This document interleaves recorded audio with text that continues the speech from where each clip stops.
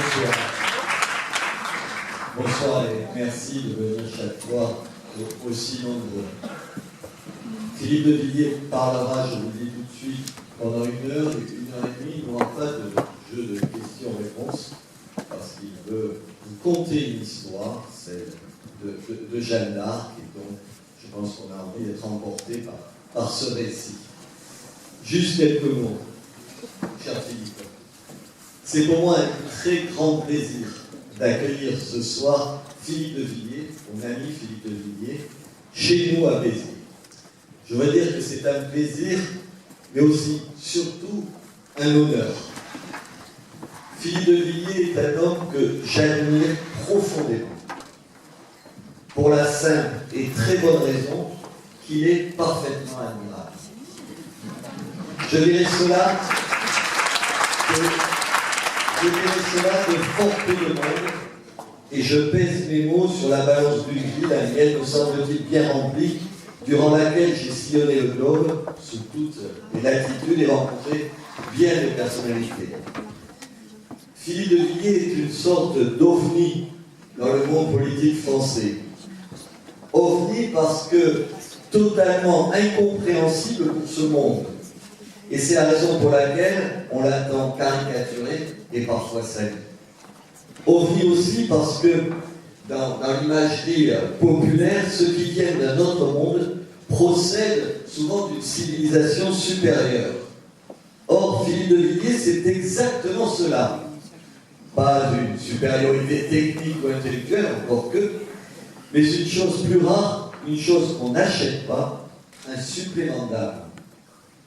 Il faut en effet avoir une belle âme pour être à la fois un poète et un créateur. Et c'est précisément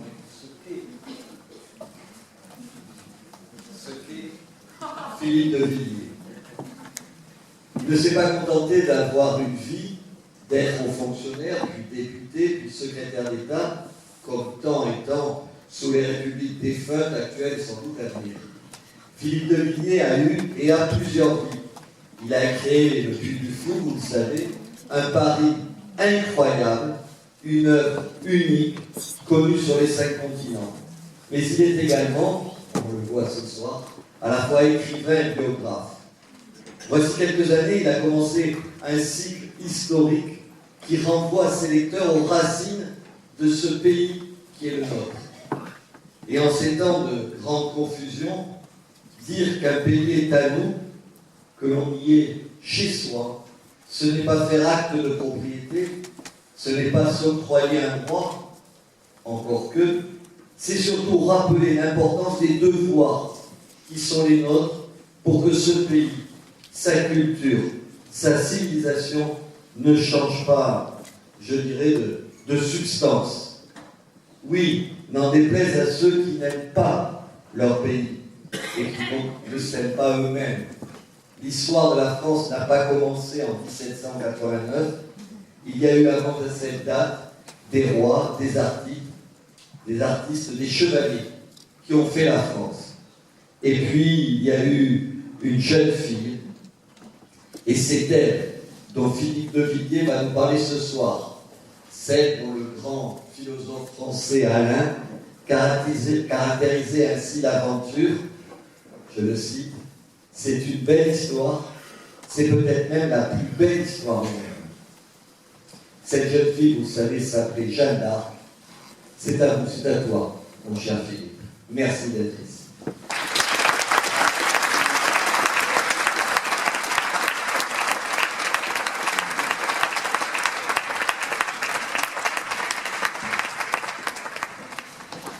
Mon cher Robert, cher Emmanuel, mon cher Jean-François Corbière, ma chère Marie, mesdames, mesdemoiselles et messieurs, je suis très heureux et très honoré de me trouver ici ce soir à Béziers, dans ce magnifique théâtre à l'italienne, et de vous voir si nombreux, et déjà si attentifs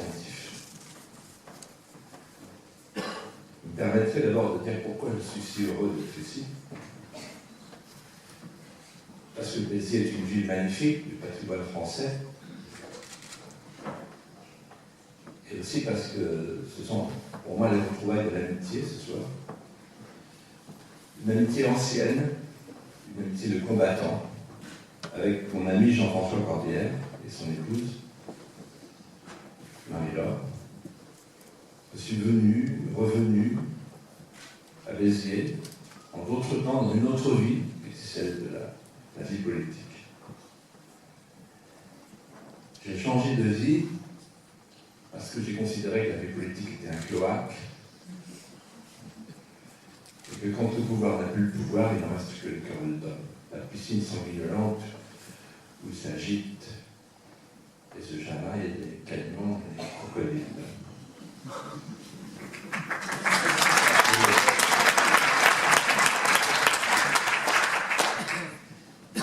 Et donc je suis passé de la politique à la métapolitique,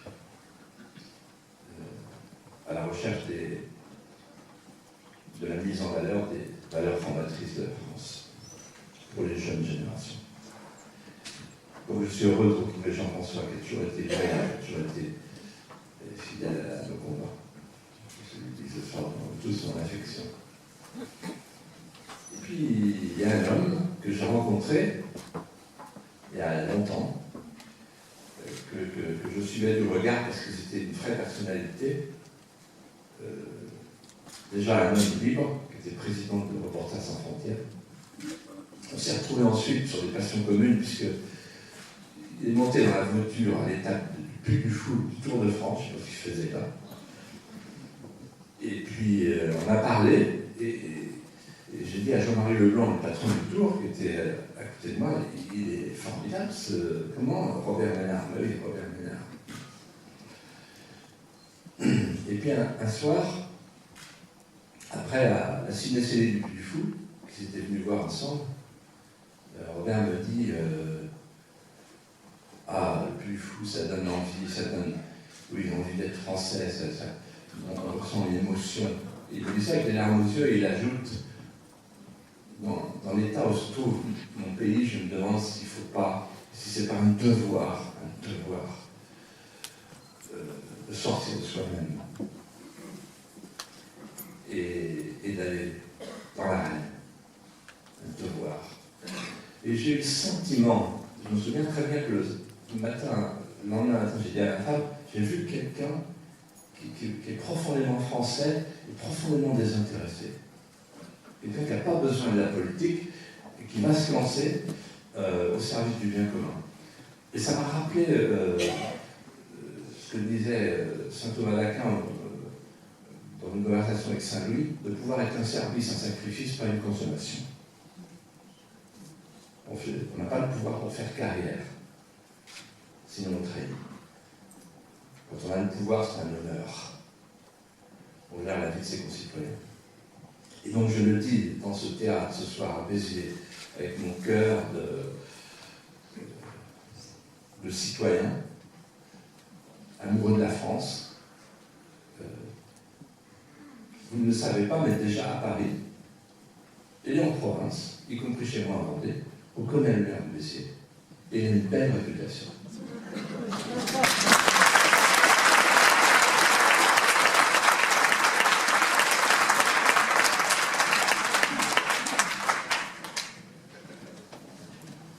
Et donc, du coup, j'ai vu des gens ce matin dans un café à Paris, des hommes politiques que j'ai connus dans une autre vie, qui me disaient: tu vas où? Je vais à Béziers. Ah, t'as de la chance. Voilà. Voir Béziers et mourir.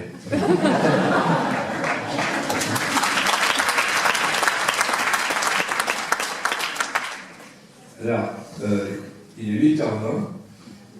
On a dit avant d'entrer, attention, les Biterrois sont des gens qui se couchent vers 9h. Donc, faut que tu sois très, très bref, parce que sinon, tu vas avoir les têtes qui s'inclinent à la vôtre.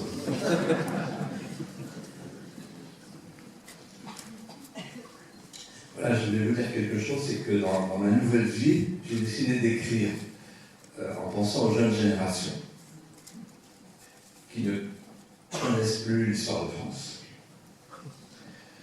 Parce qu'on ne leur apprend plus rien. Il y a une rupture culturelle. Alors j'ai fait le plus fou, c'est un acte d'amour, je payais une dette à mes parents, à mon père, à ma mère, pour une enfance heureuse. Une dette aussi à nos ancêtres vendéens qui ont beaucoup donné pour leur foi et leur liberté. Une dette à la France, parce que nous sommes tous des débiteurs. Du coup, c'est un hymne à la France. Mais ça n'était pas suffisant. Donc j'ai voulu écrire une trilogie sur la résistance, l'esprit de résistance avec Charette, qui est mort en héros et en résistant. Sur la tempérance, la notion du bien commun, avec un homme qui est mort allongé sur un lit de cendre, les bras en croix configurés au Christ, comme un moine cistercien, Saint-Louis. En murmurant « Ô Jérusalem, sans qu'on sache très bien s'il s'agissait de la Jérusalem céleste ou de la Jérusalem terrestre. Et puis l'espérance dans la souffrance. Jeanne d'Arc. Alors j'ai fini ma trilogie. Je vais faire autre chose, parce que je ne suis pas écrivain, je ne suis pas historien. Mais je voulais le faire, voilà. Et donc, maintenant, je vais vous raconter l'histoire que je raconte dans mon livre, le roman de Jeanne d'Arc. Tout d'abord, pourquoi Jeanne d'Arc? Parce que c'est la plus grande héroïne de notre histoire, parce qu'elle est le plus formidable trait d'union que l'histoire ait jamais inventé entre le ciel et la terre, et parce qu'elle est le plus pur chef-d'œuvre que le génie allégorique français ait jamais déposé dans notre littérature.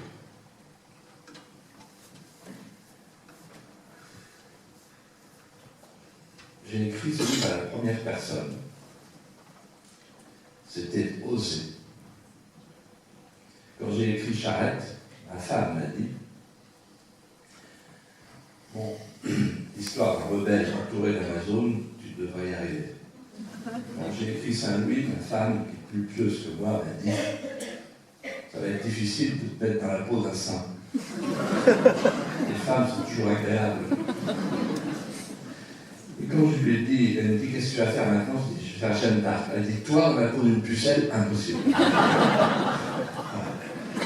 Donc, je l'ai écrit en fait sur la pucelle d'Orléans. Pourquoi? Pour lui rendre son humanité. Pour retrouver l'écho de ses émois, de ses éblouissements, de ses désarrois devant l'innommable. Depuis trop longtemps, en tout cas pour moi, enfant, on regarde Jeanne, tout en haut des tentures sacrées, accrochée comme une sainte dans le milieu. On la voit lointaine, abstraite, séraphique. J'ai voulu déposer la tapisserie, la regarder plus près, observer, déceler, guetter ses doutes, ses fragilités, ses vraisemblances. Donc, le rendre son humanité. Mais faute de connaître le personnage, j'ai essayé de retrouver son sillage. Je suis allé là où elle a vécu, là où elle est passée. J'ai retrouvé l'écho de ses chevauchées le long des rivières qu'elle a traversées ou longées. J'ai cherché ses soleils levants, ses humeurs vespérales. Je suis allé écouter des historiens locaux frottés de traditions orales qui m'ont ouvert leur sac de pépites, méprisés par la grande histoire composée d'historiens qui souvent sont des moines copistes qui se recopient les uns les autres et des médecins légistes. Moi, je voulais la faire revivre, Jeanne, et pas la faire mourir à nouveau en la disséquant. Alors voilà, j'ai eu cette chance, ayant fait ma provision de petites annotations prises sur le réel, j'ai eu cette chance d'être irradié par elle, tous ceux qui approchent Jeanne sont irradiés par elle. Je me suis laissé envahir. Je tenais la plume et c'est elle qui écrivait.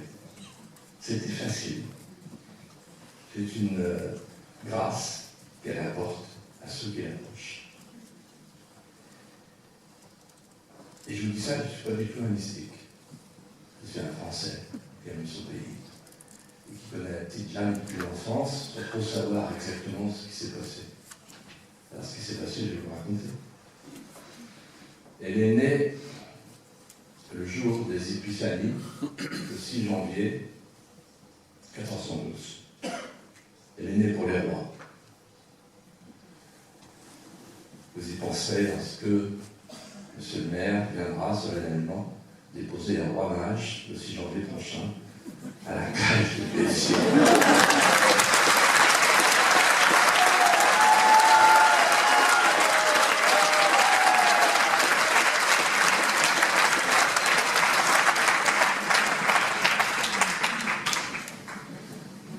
Il y a une petite différence entre la crèche de Vendée et la crèche de Béziers. C'est que mon successeur, qui est président du conseil général, qui appartient à l'UMP, dans le quart d'heure qui a suivi le jugement des juges du tribunal administratif, il a enlevé la crèche et l'a remplacée par une plante verte. Voilà. Les chiens de ferme qui aboient au loin. Voilà. Et le maire de Béziers, lui, il a pas signé, il est resté d'aplomb. Et donc, oui, il y a une loi qui est supérieure à la loi positive, c'est la civilisation, c'est la survie. Et donc, vraiment, j'étais content tout à l'heure de passer dans la crèche de la résistance et de la civilisation. C'est bien ouvert.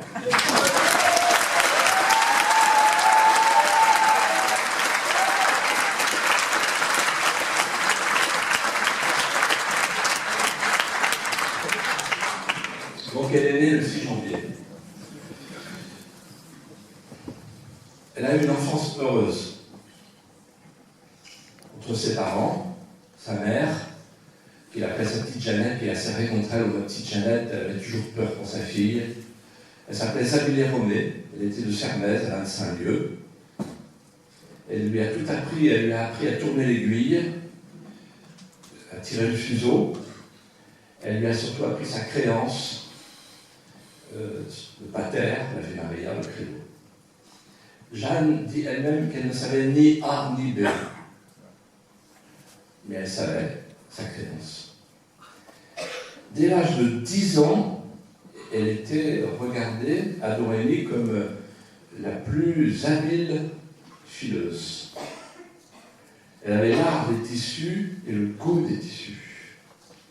Et elle s'arrêtait sur la route entre Neufchâtel et Dorémy pour regarder passer les chariots qui arrivaient de Bourgogne ou de Flandre et qui transportaient des très beaux tissus à partir des laines anglaises. C'était sa coquetterie. C'était une fille de coquetterie. Et puis il y avait son père, qui était procureur doyen de Dorémy. C'est lui qui commandait le quai. Son père était bougon comme son cheval, mais tendre comme de l'endive.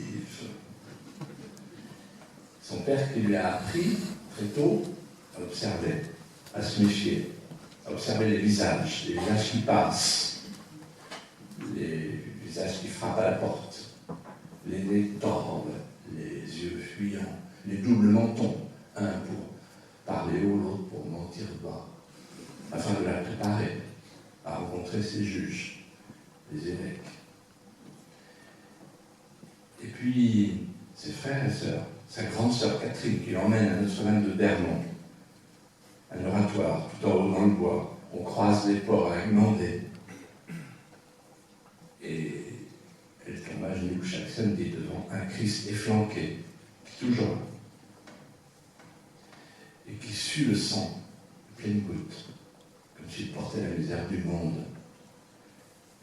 Catherine, ce sera son premier grand deuil. Elle mourra en 1428. Jeanne d'Arc à 16 ans. Et puis ses frères, Pierre-Lot, Jacquemin, le petit Jean. Elle porte dans sa dementière la réserve de marrons pour leur lance-pierre, quand ils partent le matin à Maxey, parce qu'à Maxey, on est bourguignons. Et quand ils reviennent le soir, elles pansent leur plaie, parce qu'ils se sont battus. Avec ceux qu'elle appelle les Français reniés, les bourguignons, les Français reniés.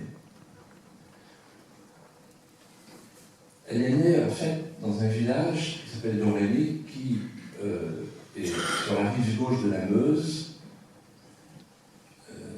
entre les marches de Champagne et les marches de Lorraine, en France. Un dernier lambeau de terre française, la châtellenie de Vaucouleurs. Elle a grandi entre la Meuse et le Soleil, dans la vallée des couleurs de Vaucouleurs. Elle aime les fleurs. C'est une fille de l'eau, une fille de la Meuse, une fille des champs, une fille de piété qui va de la maison du Père à la maison du Père. Il suffit de traverser le cimetière, le clos du cimetière. La maison du Père terrestre, la maison du Père céleste. C'est pas une mystique, c'est une fille de la terre qui voit, devine et fait grandir en elle toutes les beautés de la nature.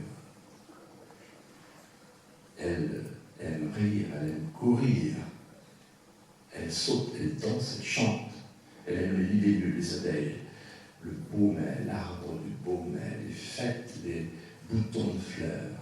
Elle cueille pendant des heures les pâquerettes d'eau dans la rivière des Trois-Fontaines. C'est une enfance heureuse, mais c'est une enfance troublée. Parce que la période est troublée.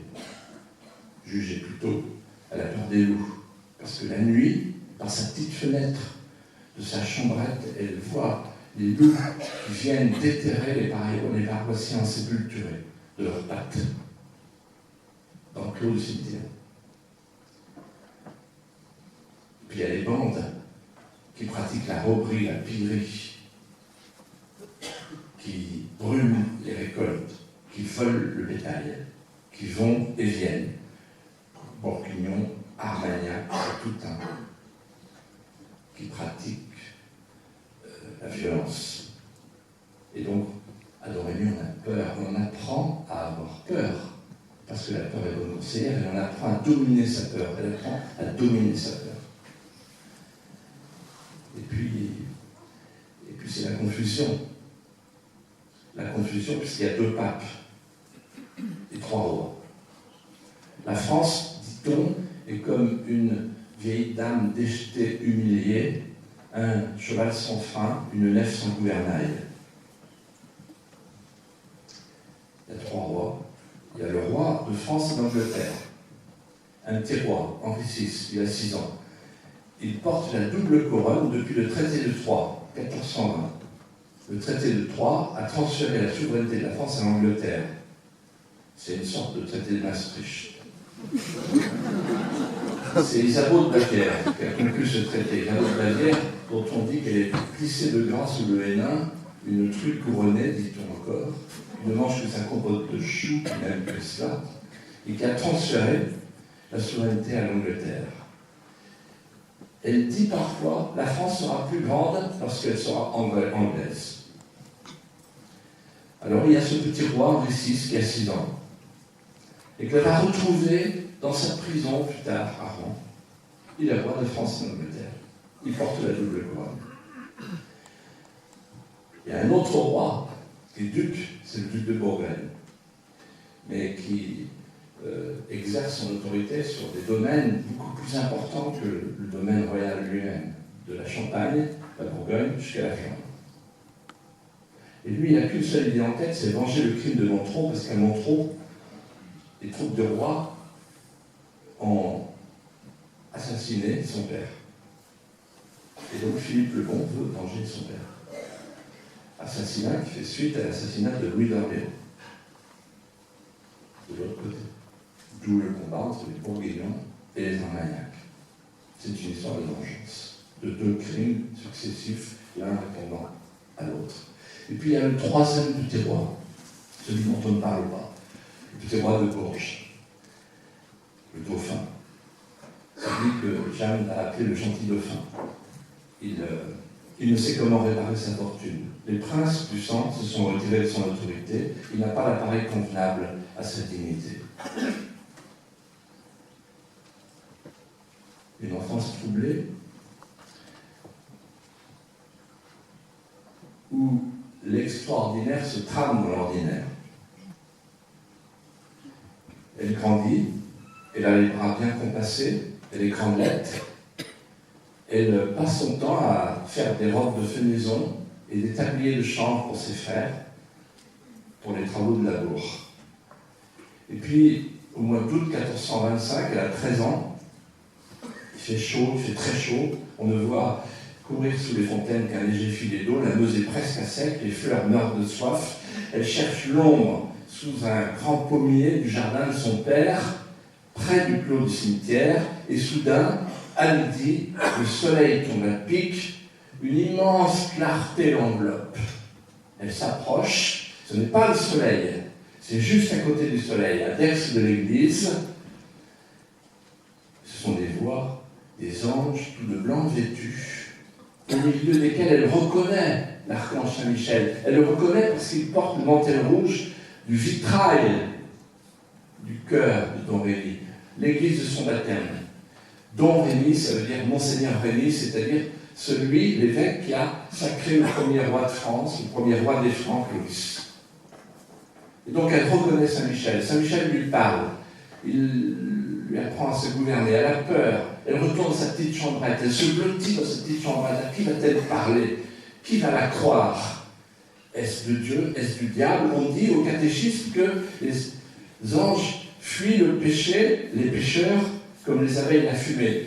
Est-elle en état de grâce? Est-elle en état de péché? Elle ne sait que faire. Elle revient. Le lendemain, rien de son lendemain, des voix reviennent. Une nuée étincelante. Et ces voix lui parlent. Jeanne, Jeanne, ne pars pas.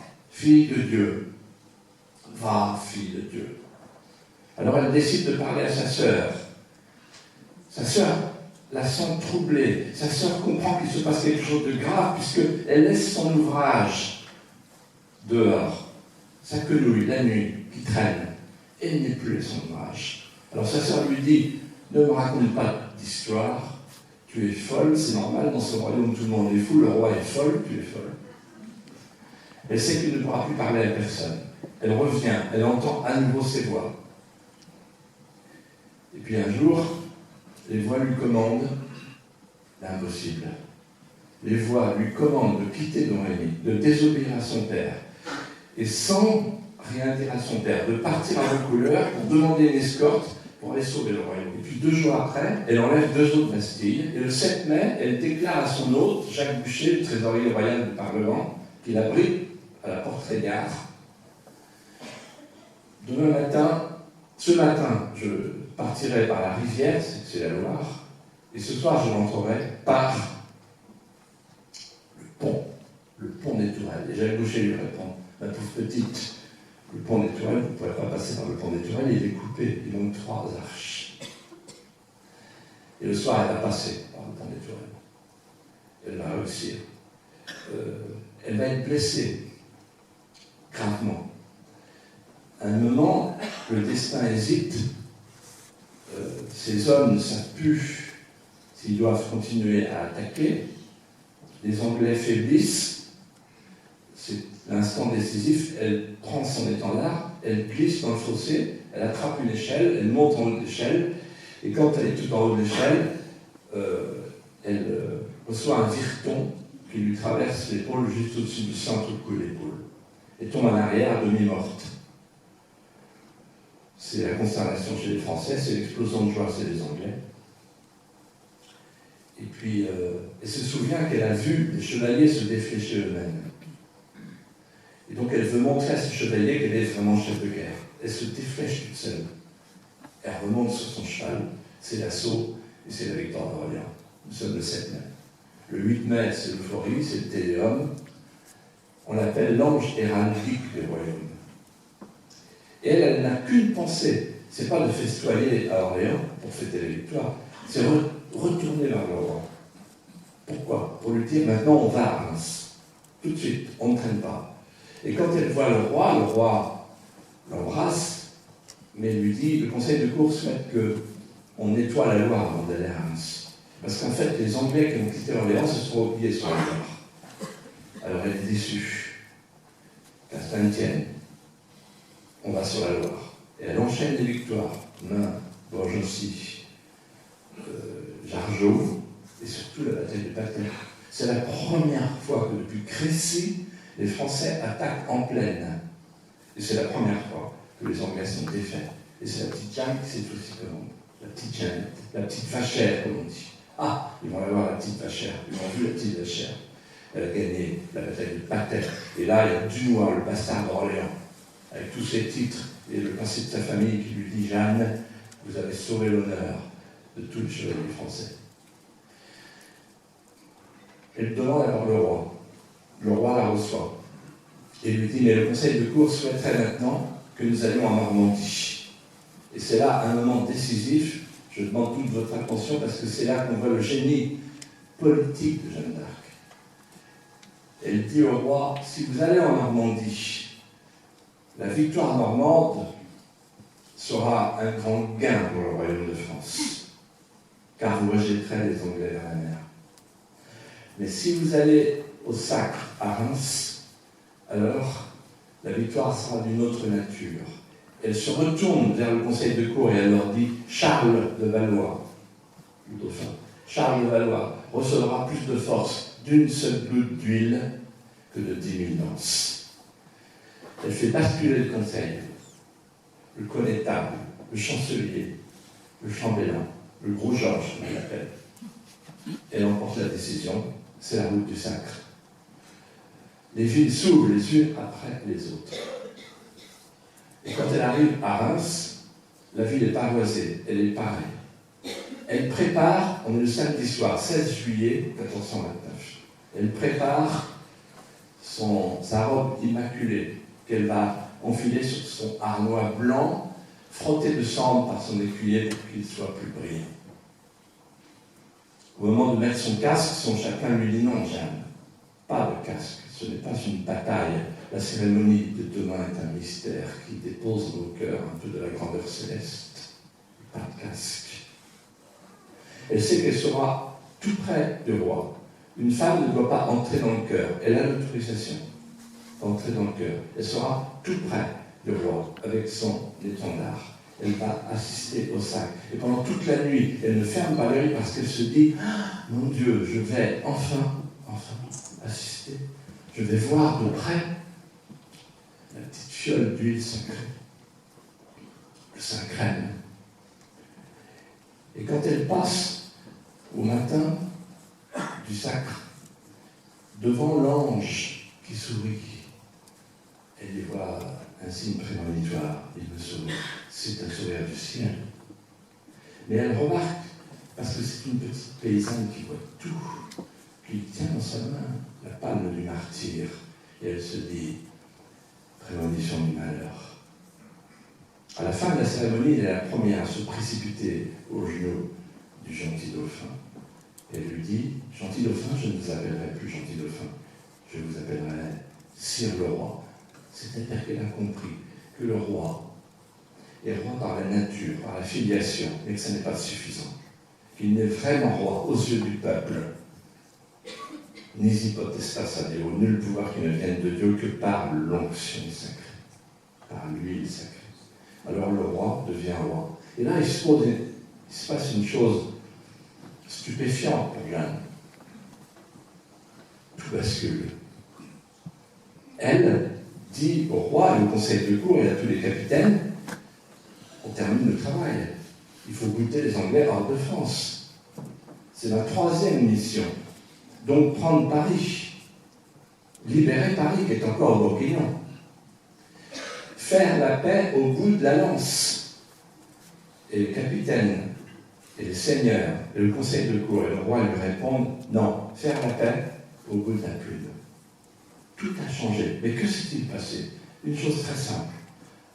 Le roi, quand il est roi, devient un roi capétien. Et pour lui, la priorité n'est plus la paix, mais l'unité capétienne, l'unité du royaume. Faire l'unité. Et comme il est poursuivi par la faute de Montereau, le crime de Montereau, Il veut réparer alors qu'il n'en est pas responsable. Il veut réparer cette faute du royaume. Il y a eu un crime. Il y a eu un crime de sang. Il ne peut plus passer sur un pont parce qu'il a peur, parce qu'il tremble. Et donc, il est poursuivi par cette idée. Là, il est dans la tombe et regardez Cain. Et donc, il dit à la petite Jeanne, vous ne pouvez pas comprendre. Moi, je veux l'unité, tout de suite. Et elle dit, mais c'est une folie. Les Bourguignons, les Anglais sont nos ennemis. Il faut d'abord chasser les Anglais. Non, il faut d'abord faire l'unité. Alors, elle voit bien que les favoris qui entourent le roi ne cherchent qu'à favoriser leur faveur. Et que les habiles ne cherchent que les incommodements. Elle dit, méfiez-vous, les trêves ne sont qu'engourdissements. Aux portes de Paris, elle attend le roi qui est resté à Saint-Denis. Les troupes de Jeanne s'apprêtent à attaquer à la porte Saint-Honoré. Et là, elle découvre des filles folieuses qui entreprennent les écuyers. Les filles folieuses qu'elle avait chassées d'Orléans. Elle avait dit aux soldats à Orléans, si vous êtes pieux et purs, Dieu donnera la victoire. Elle voit les filles folieuses qui reviennent. Elle leur demande de déguerpir. Les filles s'en vont, elles font retraite, sauf une qui affronte Jeanne, qui la toise. Alors Jeanne s'approche, sort son épée, et pour la première fois elle utilise son épée, elle frappe sur l'épaule de la fille folieuse qui résiste, et l'épée de Fierbois, la fameuse épée de Fierbois qu'elle a fait déterrer dans l'église de Sainte-Catherine de Fierbois, se brise. Et là, elle entend les soldats qui gémissent. L'épée miraculeuse s'est brisée. Dieu nous abandonne. Et son chacun lui dit, je crains que ce signe prémonitoire n'annonce l'échec de Paris. Non seulement elle échoue à Paris, mais elle est blessée. Et là, grande leçon pour la petite Jeannette. La petite Jeannette qui était la petite pastoure que personne ne remarquait sur les chemins de Domrémy. Elle était devenue chef de guerre. En quelques mois, elle est devenue l'âme de la France, le porte-emblème de la France. Et voici que, en un instant, après l'échec de Paris, elle sent que le regard des soldats a changé. On la croyait invincible. Soudain, elle est perdue. Alors, on se pose sous les râteliers. Ah, la petite vachère, il serait peut-être bien qu'elle retourne entre ses parents, vivre le reste de son âge, garder ses moutons. Le doute envahit le conseil de cour et même Jeanne. Le doute, ça veut dire que les soldats ne croient plus en elle. Ça veut dire que l'armée du Sacre est dissoute. Ça veut dire aussi que ses capitaines la quittent. La Hire, le Beau-Duc, le duc d'Alençon, Saint-Praille, ils partent. Elle n'a plus personne. Ça veut dire qu'elle est là à la cour, on la couvre d'honneur, la fausse monnaie d'honneur. On la couvre d'honneur, on l'anoblit, on lui donne des robes. Et elle dit elle-même, on m'apprend à ne rien faire, mais je n'ai jamais appris à ne rien faire. Alors elle décide, important pour la suite, d'apprendre à écrire, à lire et à compter, à Sully-sur-Loire. Mais elle s'ennuie. Elle s'ennuie et un jour on lui propose de lui confier une mission de sergent de guet contre des soudards, un certain Périnet-Gracel, à la Charité-sur-Loire et à Saint-Pierre-le-Moutier. Elle dit, je ne suis pas venu pour faire des opérations de police, je suis venu pour sauver le royaume. Cet ennui entre en elle comme une sorte de corrosion de l'âme. Elle n'entend plus ses voix. Elle se dit, je me suis mise en orgueil. Elle prie. Elle se sent en état de défaillance. Elle ne sait plus ce qu'elle doit faire. Elle ne sait plus si elle doit ou non raccrocher le harnais à la potence. Elle a la nostalgie de Domrémy parce que, je l'oubliais, elle a vu son père à Reims, qui est venu la voir, et qui lui a dit, voilà, je t'apporte une rose de ton jardin, une petite rose fanée du jardin de Jeanne. Ils ont pleuré dans les bras l'un de l'autre. Et son père lui a dit, ma petite Jeanne, on a compris que tu sois partie, mais on ne comprendrait pas que tu ne reviennes pas tout de suite, après le sacre. Si tu ne reviens pas, Jeanne, ton père et ta mère vont mourir de chagrin. Alors, la nostalgie de Dorémy. Revenir à Dorémy. J'ai accompli ma mission. Après tout, je n'entends plus mes voix. C'est le doute qui corrode l'âme de Jeanne. Et puis un soir toute seule, elle prend son châle et quitte la cour. Elle part dans la nuit sans congé royal. Elle a rejoint un chef de bande, un Italien, un Lombard qui s'appelle Barretta, avec une bande de Lombards, qui sont des soudoyés, des soldats irréguliers. Et elle leur donne un ordre, de la suivre jusqu'à Compiègne, parce qu'elle veut sauver la population de Compiègne. Parce que Compiègne est assiégée par les Bourguignons à l'est et les Anglais à Sénestre. Elle entre dans la ville. Elle est accueillie par le capitaine de la ville, Guillaume de Flavie. Et Guillaume de Flavie, elle n'a pas trop confiance en lui. Il a une réputation un peu douteuse, mais c'est un bon soldat. Il la met en garde.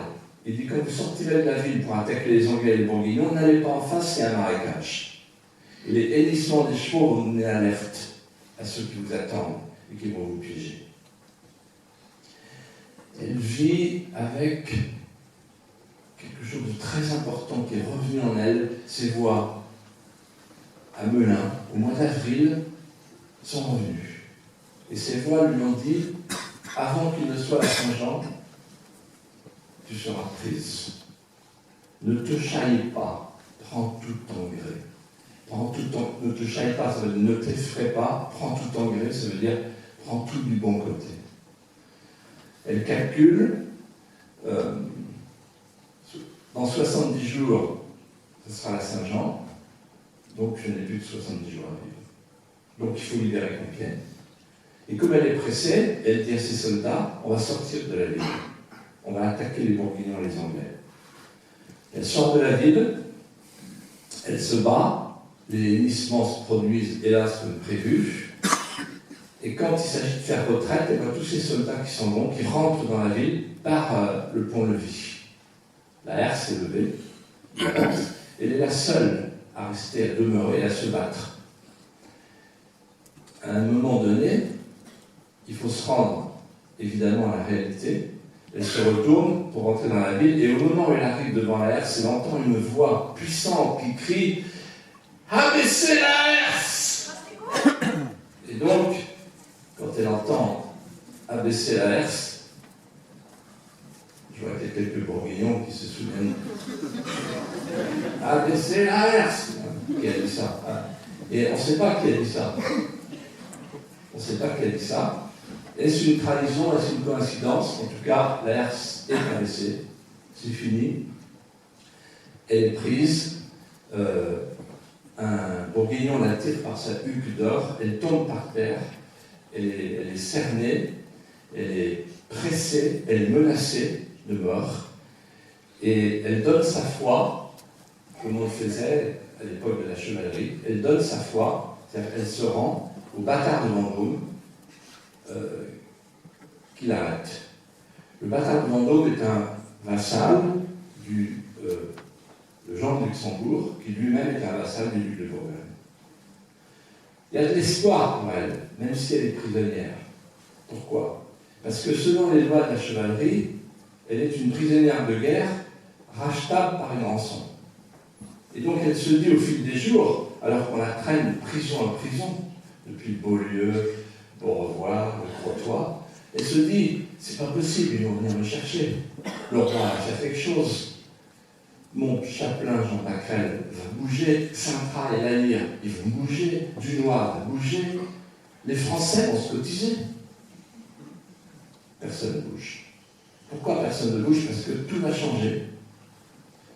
À un moment donné, les Bourguignons décident de céder aux Anglais. Ils la vendent pour 10 000 francs. Et les Anglais eux-mêmes confient à l'Université de Paris, qui est le cœur du concile de Bâle et de Constance, le père du concile, va confier à l'Université de Paris le soin de la juger, non pas comme prisonnière de guerre, mais comme sorcière présumée. Et là, ça change tout, parce qu'on ne s'approche pas d'une sorcière présumée. Sinon, il y a danger de l'enfer. Si elle est convaincue d'être une sorcière,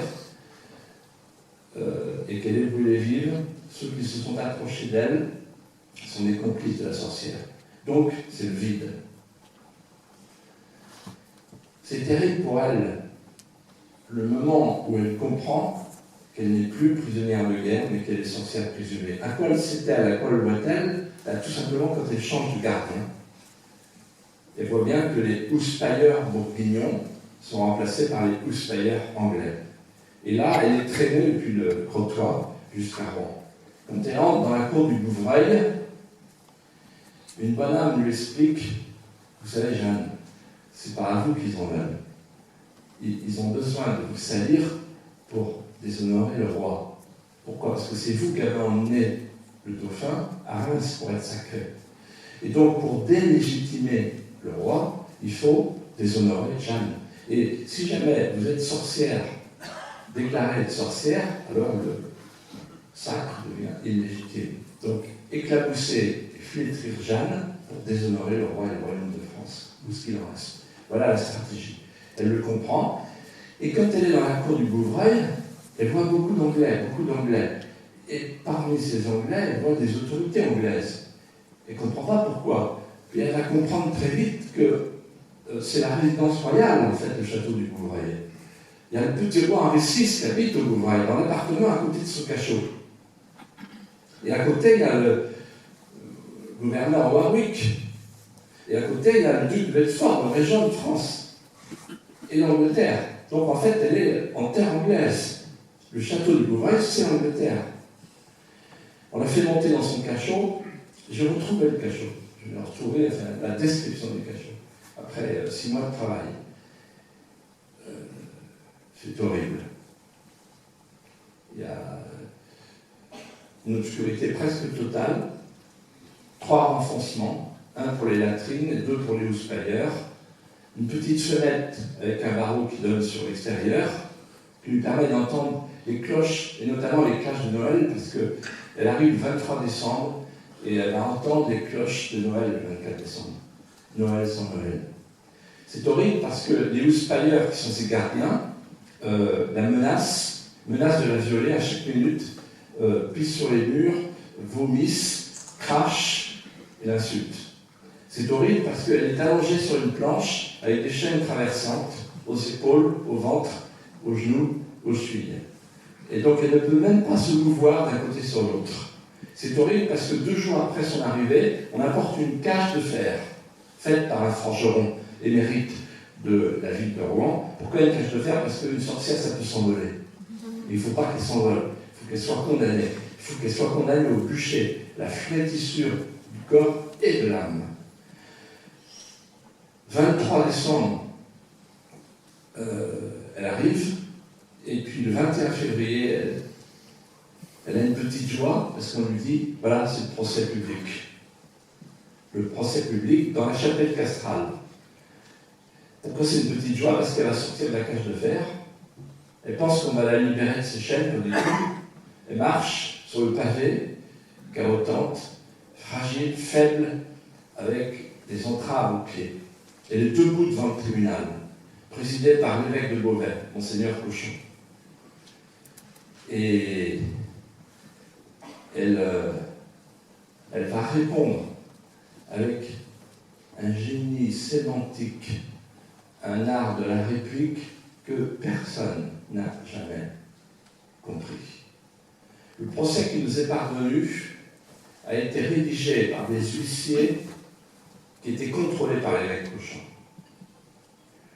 Il est très probable que le procès qui nous est parvenu, dans le texte qui nous est parvenu, soit truqué, largement truqué dans les réponses de Jeanne. Parce que les greffiers étaient de mèche avec les Anglais, avec les Bourguignons et avec l'évêque Cochon. L'évêque Cochon avait une mission, qu'il répétait sans cesse: nous allons faire un beau procès. Il était payé pour faire ce beau procès puisqu'il appartenait au Conseil d'Angleterre. Alors la question qui se pose, et que vous pouvez vous poser, et que tous les historiens se sont posés, est-ce qu'il s'agit d'un procès politique ou d'un procès religieux? Les deux, mon capitaine. Il s'agit d'un procès politique, puisque c'est un procès voulu par les Anglais, payé par les Anglais, organisé par les Anglais, chez les Anglais, truqué par les Anglais. Et d'ailleurs, les Anglais ont dit à Cochon, si jamais vous échouez dans votre mission de juger Jeanne et de la condamner, alors nous la reprenons. Une sorte d'instance d'appel. Voilà pour le procès politique, c'est clair. Il faut éliminer Jeanne pour éliminer le roi de France, pour installer le roi d'Angleterre depuis le traité de Troyes, les deux couronnes, et pour qu'il aille à son tour à Reims recevoir la mission. Le roi d'Angleterre anglicisme. Un procès religieux, on lui fait 3 reproches. Le premier reproche, c'est l'habit d'homme. Elle porte l'habit d'homme. L'habit d'homme, abominable à Dieu, dit-on dans le Deutéronome. Elle répond à cela, j'ai pris l'habit d'homme parce que, étant chef de guerre parmi les hommes de guerre, il est plus prudent d'être habillé comme un homme de guerre. Et quand je dis plus prudent, ajoute-t-elle, c'est parce que les hommes, quand on dort avec eux, qu'on vit avec eux, on sait bien, vous savez bien, dit-elle à ces juges qui baissent la tête, vous savez bien que les hommes sont plus habiles le jour, enfin la nuit que le jour. Parce que toutes les dames qui sont ici savent pertinemment. Et là, en fait, elle ajoute j'ai pris l'habit d'homme pour éviter qu'il ne soit tenté de prendre lubrique, fantaisie et charnelle fantaisie en moi. Que c'est bien dit. Et donc, en fait, elle prend l'habit d'homme parce que, ayant à vivre parmi les soldats, elle se vit comme un soldat. Pour être respectée par les soldats. Et elle sait que si jamais elle prend un habit de femme, c'est fini. Elle ne sera plus obéie. Le deuxième reproche qui lui est fait, ce sont naturellement les voix. Elle dit que ce sont des voix du ciel, les voix des anges de la cour de paradis, et naturellement, les juges prétendent que ce sont des voix du diable. Et puis, le troisième reproche qui lui est fait, le plus important, c'est que elle ne veut obéir qu'à l'Église triomphante, c'est-à-dire à l'Église d'en haut, à celle du ciel. Alors que ces juges, les gens de l'Église, sont ce qu'ils appellent l'Église militante. Il faut imaginer quand même qu'elle prétend avoir une relation directe avec le ciel. Et les juges disent, vous vous rendez compte si tout le monde était comme ça, il n'y a plus d'église. Et donc en fait, il y a un vrai problème par rapport au corps intermédiaire entre le ciel et la terre, qu'est l'église. Et donc les juges n'acceptent pas qu'elle veuille parler au pape. Parce que elle, quelqu'un lui a glissé à l'oreille, demandait à parler au pape, et là, le recours est de droit. Or, il se trouve qu'au concile, ils ont décidé la méthode synodale qui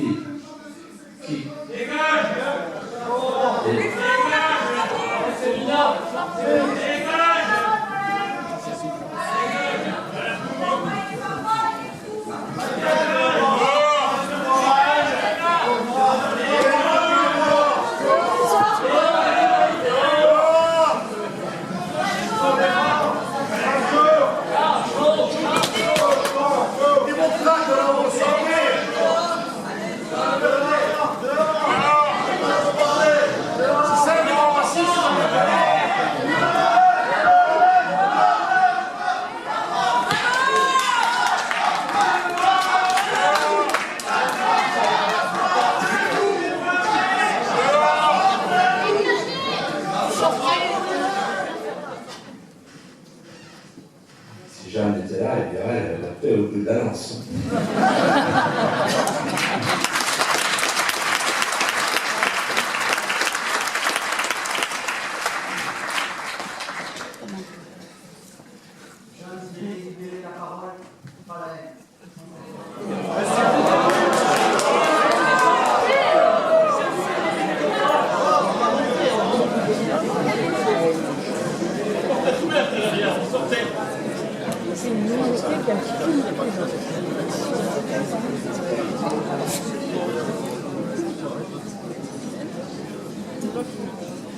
Vous voyez,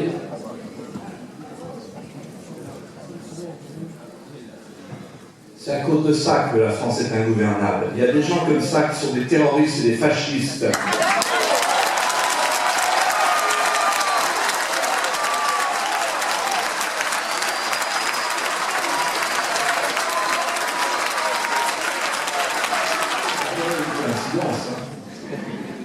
C'est quand je suis en train de raconter le procès, il y a des gens qui veulent brûler Jeanne d'Arc, et on a l'impression qu'il y en a que ça dérange qu'on raconte cette histoire. Et je vous rappelle que Jeanne d'Arc appelait les Bourguignons qui avaient choisi l'Angleterre, en l'occurrence l'étranger, plutôt que la France, elle les appelait les Français reniers. Et il y a un communiste qui s'appelait Lefebvre, le professeur Lefebvre, c'est Pierre Chauvin qui m'a raconté ça. Il racontait ça en pleurant. Il disait, le professeur Lefebvre, qui était communiste, m'a dit un jour, Pierre, celui qui salit Jeanne d'Arc et qui ne s'incline pas en silence devant son héroïsme et sa grandeur est un salaud. Voilà. Et il était communiste.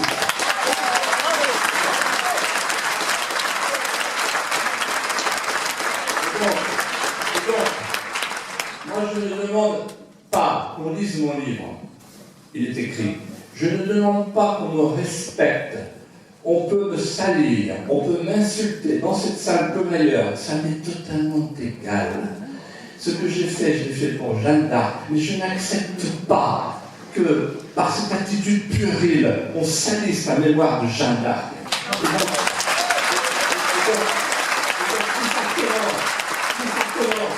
Au nom de Jeanne d'Arc, je vous demande de vous lever pour leur dire à ces trublions, dehors.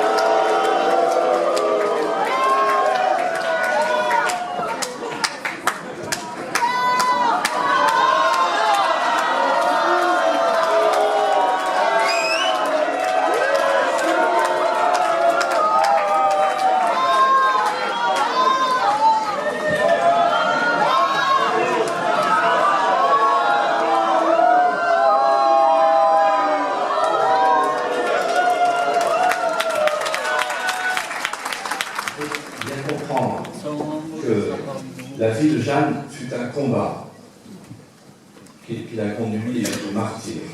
Il faut bien comprendre que la vérité conduit au martyr.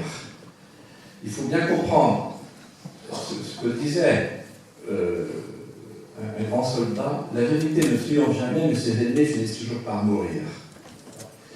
Et le fait qu'une conférence comme celle-là, qui porte sur la plus grande héroïne de l'histoire de France, soit ainsi troublée par des gens qui n'ont pas de conscience, qui n'ont pas de culture, et qui sont dans la violence, c'est un signe du temps. C'est un signe du temps. C'est un signe des temps. Et donc, moi j'invite chacun d'entre vous au réveil civique. N'ayez plus peur. N'ayez pas peur de ces gens-là. Affrontez-les, comme vous l'avez fait à l'instant.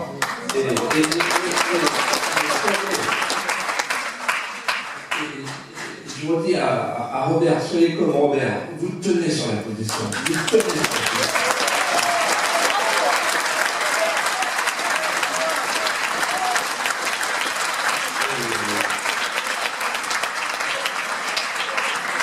De toute façon, ces gens-là, c'est eux ou nous. Ils veulent notre peau, parce que ce qu'on représente, nous, c'est le peuple français, c'est l'âme de la France. Et ils ne veulent pas qu'on parle de Jeanne d'Arc, ils ne veulent pas qu'on parle de Saint-Louis, ils ne veulent pas qu'on parle de la France.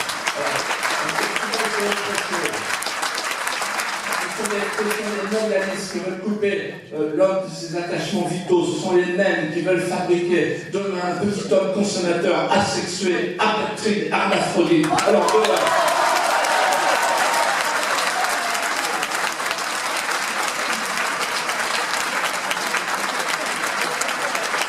d'ailleurs, si Jeanne d'Arc revenait, Qu'est-ce qu'elle ferait? Elle nettoierait les banlieues.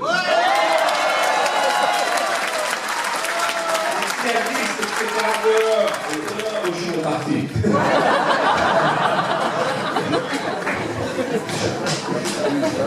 Ah, des cochons, là.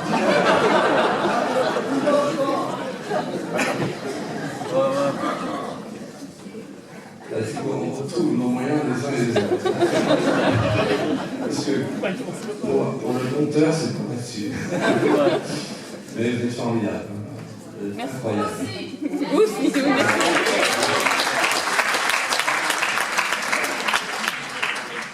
Je vais vous raconter la fin de Jeanne. Et je vais vous raconter une découverte que j'ai faite. C'est dommage pour eux. Ils n'ont pas entendu le principe. Je suis parti trop tôt. Le principal, c'est qu'en fait, je pense qu'elle n'a pas abjuré. Dans tous les livres d'histoire, depuis le XVe siècle, on explique qu'en fait, Jeanne a abjuré. Alors ça arrange tout le monde, ça arrange les laïcards, parce que ça leur permet de dire, ouais, enfin bon, on les voit, et un coup c'est oui, un coup c'est non, et c'est plus très bien si elle vraiment les voit, puisqu'elle a abjuré. Et ça arrange aussi les chrétiens qui disent, ah ben, elle nous ressemble, nous on aurait bien abjuré, donc ça arrange tout le monde. Et nos petites lâchetés, et celles qui veulent cultiver les lâchetés d'en face. Mais en réalité, je pense qu'elle n'a pas abjuré. Et je vais vous faire une démonstration en quelques secondes qui, je pense, va vous convaincre. À partir des pièces que j'ai trouvées, que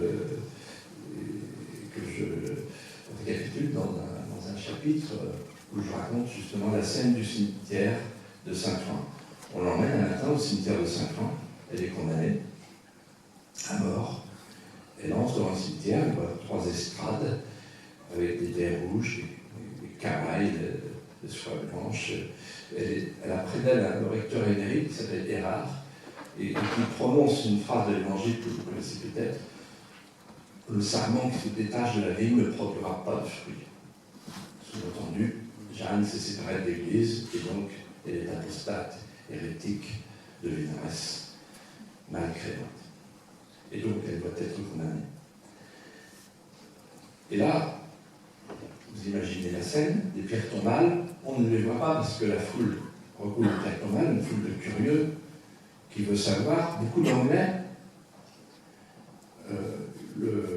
au fond un bûcher avec des fagots, le bourreau qui croise les bras et semblant dire à Jeanne, j'ai tout mon temps. Et la petite Jeanne qui tremble, mais qui a encore toute sa maîtrise. On lui a promis, si tu abjures, tu seras libre. On lui a promis. L'évêque Cochon lui a promis. Promesse d'église, promesse de clerc, promesse du ciel, promesse d'un juge. Si tu abjures, tu es libre. Alors il se passe la scène suivante. Jean Massieu, l'huissier, apporte à Jeanne un parchemin pour qu'elle lise le parchemin de l'abjuration. Mais tous les témoins du procès, parce qu'il y a un deuxième procès en 1456, pour annuler le premier, tous les témoins du deuxième procès et les témoins du premier procès disent que ce parchemin durait le temps d'un pater. Il y avait 7 lignes. Ce parchemin, il a disparu. Le parchemin qui est dans les pièces du procès, c'est un autre parchemin. Ce n'est pas ce petit parchemin. Or, dans ce petit parchemin, tous les témoins du procès disent qu'elle s'engage à ne plus porter l'habit d'homme, à obéir à l'Église, à ne plus faire la guerre. À aucun moment, elle ne parle de ses voix. Écoutez-moi bien, c'est très important pour la suite. L'évêque Cochon, qui voit la scène, appelle à ce moment-là Laurent Callot, qui est le secrétaire du Conseil du roi d'Angleterre. Et il lui demande de monter sur l'estrade. Et là, la scène se déroule comme une mise en scène, préparée à l'avance. Le secrétaire du Conseil du roi d'Angleterre sort de sa manche un deuxième parchemin, qui est beaucoup plus long que le premier. Tous les témoins le disent, beaucoup plus long que le premier. Et dans ce deuxième parchemin, elle abjure. Seulement, ce deuxième parchemin, elle ne le lit pas. Elle a lu le premier, ça suffit. c'est ce deuxième parchemin qu'on va lui demander de signer, n'ayant pas abjuré à l'oral, ce qui est essentiel pour les pièces du procès, pour le beau procès que veut faire Monseigneur Clochon, c'est l'écrit, la signature. Et donc Laurent Callot lui présente le parchemin à signer. Et là, Jeanne prend la plume et signe un rond, une croix. Alors, Laurent Callot fait signe à Clochon, elle a signé avec un rond et une croix. Et Clochon sait, il faut qu'elle signe en plus. Et il prend sa main, il la force à signer Jeanne. Et on voit, on ne comprend pas, il y a un J, il manque un E, il manque un A. Alors moi, ça m'a intrigué. Et je suis allé rechercher des pièces et d'autres pièces, et je suis arrivé à la conclusion suivante. Elle a appris à écrire. Et la preuve qu'elle a appris à écrire, c'est que toutes les lettres qu'elle envoie à partir de mars 1430, c'est elle qui les écrit et c'est elle qui les signe et c'est sa signature, qui ne change plus. Toutes les lettres depuis mars 1430. La signature de Jeanne avec des pleins et des déliés de quelqu'un qui a une écriture encore malhabile, mais une écriture parfaitement lisible. Elle a appris aussi à compter. Et il y a une deuxième chose, beaucoup plus importante, c'est que tout à coup, un matin, je lis le 6 février, les juges lui disent on va convoquer vos témoins, la lire avec Central, etc. Et comme ça, on verra bien s'ils disent la même chose que vous. Et elle dit il suffit de leur écrire. Elle dit on va leur écrire. Ah non, c'est moi qui leur écrirai. Ah bon? Elle ne sait pas écrire? Mais elle dit c'est moi qui leur écrirai. Et tout à coup, je me suis dit mais je vais relire le procès avec uniquement ma loupe sur écrire, pas écrire, écrire, lire, savoir.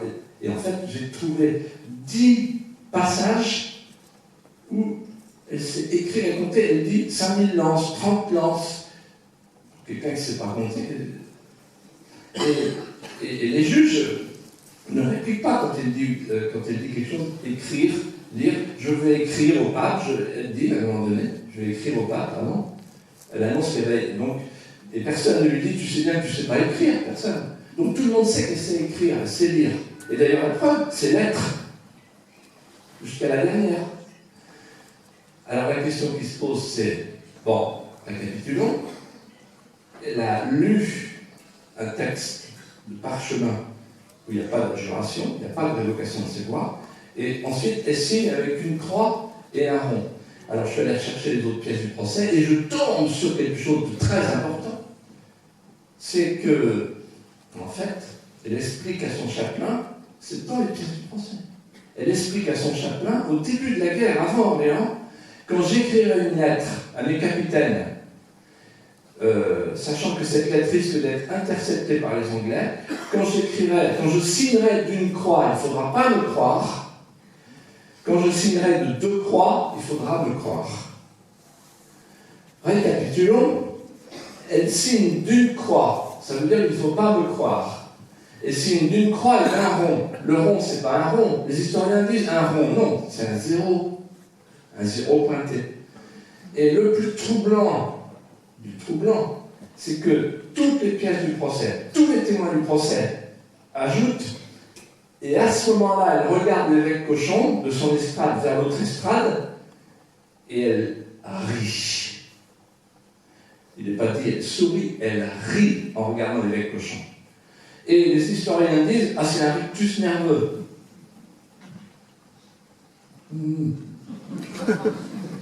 Non, c'est pas un rictus nerveux. En fait, c'est ça. Ça veut dire, ben voilà, j'ai signé. Hein. T'as voulu, je signe, j'ai signé. Donc maintenant, je suis libre. Ok, vous me direz. Et d'ailleurs, tout de suite, elle leur dit, bon ben voilà, j'ai signé, vous me direz. Et on dit, non, non. Et là, c'est là qu'intervient la manipulation. On la remet en prison. Dans la même prison, alors qu'on lui avait promis au moins une prison de femme. Et donc, en fait, il faut maintenant qu'elle soit relaxe. Donc, tout le plan est prévu. Il fallait qu'elle abjure et qu'ensuite, elle relie son abjuration. Donc, toute la mise en scène était prévue comme ça. Mais la réalité des choses, c'est qu'elle n'a pas abjuré. Et d'ailleurs, la preuve, c'est que dans sa prison, elle dit oui, les saints m'ont fait des reproches. Les saints, le reproche que les saints lui ont fait, c'est d'aller un peu fort, on ne finance pas contre les Jeanne d'Arc.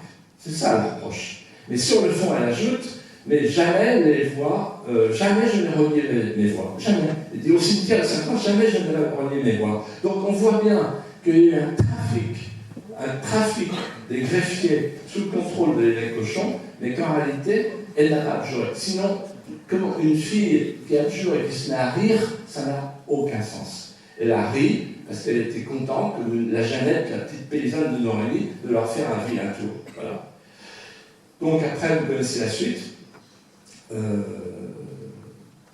Elle affirme à nouveau la parfaite fiabilité de sa relation avec ses voix. Nouvelle condamnation, cette fois-ci au bûcher. La fin est terrible. Le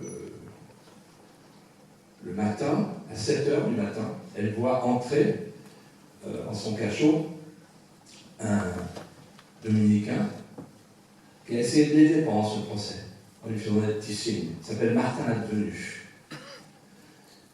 Surprise, il lui apporte l'hostie. Elle demande à se confesser. Il la confesse. Et au bout de 2 heures, l'escorte fait signe, il faut descendre. L'escorte descend l'escalier à vis, il y a 7 marches, Jeanne suit. On se trouve maintenant dans la cour. Jeanne monte dans la charrette. Le rebras de son chaperon embranché lui cache le visage. On ne la voit pas. On ne voit pas sa figure. Ou plutôt, on devine qu'elle pleure. Elle a froid. Elle a juste sur elle une chemise de toile écrue, souffrait, aux manches coupées, sans traitement. Elle avance dans la charrette qui caote, ses épaules courbées, est-ce à cause du pavé, est-ce à cause des sanglots, la secoue. Quand elle passe sous la porte, sous le porche du Bouvrail, qu'elle quitte la cour du Bouvrail, alors elle voit une escorte anglaise embâtonnée d'épées, de guisarmes, de vouges, qui escorte la charrette, qui va cahotant jusqu'à la place du marché. Et se retourne un instant, elle voit derrière elle les braves gens devant, qui portent des cierges. Il y a un silence de recueillement et en même temps d'épouvante. On entend au loin le glas sans fin des clochers devant.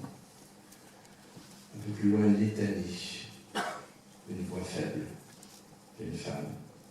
Elle croise les femmes, les unes après les autres, qui baissent la tête sur le passage. Parfois, l'une d'entre elles vole à la rue un signe de croix. Mais la plupart d'entre elles ont dans leurs jupons leurs enfants. Regarde passer la sorcière. Elle voit la scène. Pour elle, c'est une honte. Ces enfants qui la prennent pour une sorcière. Elle pleure à chaudes larmes. Elle prie. Puis on arrive sur la place du marché. L'assistance est très nombreuse. Jamais on a vu une telle assistance sur la place du marché. Il y a du monde aux fenêtres. Il y a des enfants sur les pignons. Il y a 3 estrades. Elle voit l'évêque Cochon qui est appuyé sur sa crosse pour ne pas défaillir. C'est la fin du gros procès. Elle voit les pères abbés, les maîtres d'écriture sainte, le bailli, qui s'impatiente et qui fait signe de gros. Il ne faut pas traîner. Et puis, elle tombe à genoux et demande pardon. Elle demande pardon à toute manière de gens qui l'ont approchée et qui lui ont fait du mal. Elle demande pardon et elle ajoute « Marie, Saint-Michel, Sainte-Marguerite, Sainte-Catherine, vous savez bien, vous, que je ne suis pas hérétique, que je suis une bonne chrétienne, que mes voix étaient mes voix du ciel. Ô toi, Rohan, je crains pour toi, j'ai peur que tu n'aies à payer le prix de ce que vous faites. Et vous, évêque, c'est par vous que je meurs. Alors elle réclame une petite croix, elle apporte une petite croix de bois qu'elle va glisser entre la chemise écrue et le sang. Elle a serré cette petite croix.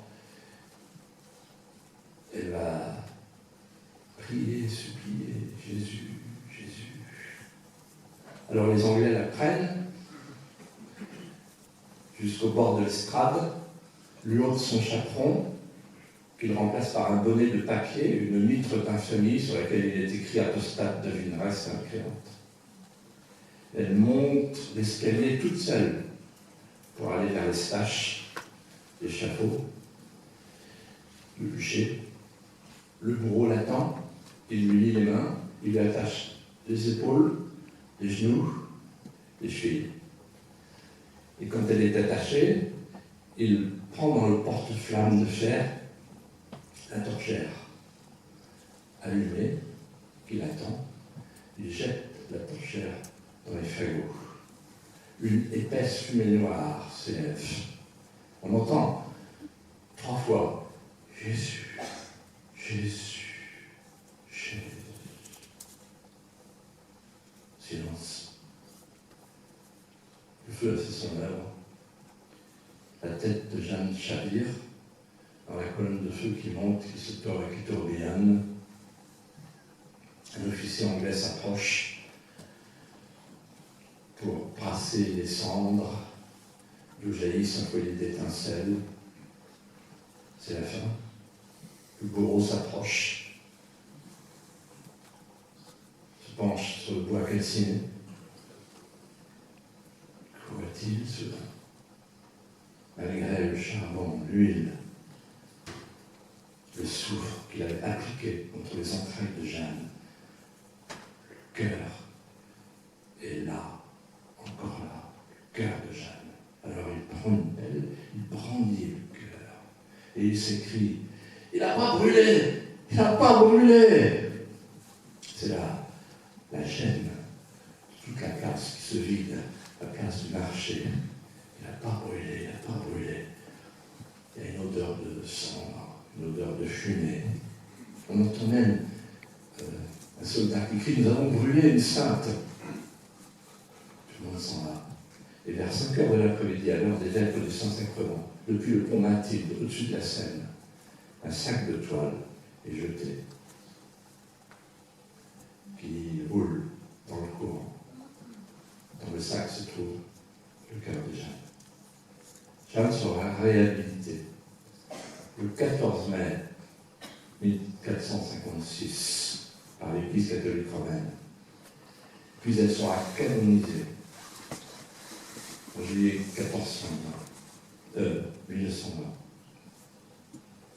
Ça veut dire qu'en fait, et c'est quelque chose que j'ai ressenti avec vous ce soir, comme depuis que j'ai écrit ce livre, c'est une forme d'adresse à nos perturbateurs. Jeanne est vivante. Elle ne nous parle pas. Nous ne l'entendons pas. Mais elle est vivante et on peut lui parler. Elle porte pour nous, qui sommes si inquiets de voir notre pays s'abîmer aujourd'hui, comme de son temps. Elle a vu s'abîmer. Elle porte pour nous une leçon qui doit être le filigrane tramant nos destins et nos espérances. Quand tout est désespéré,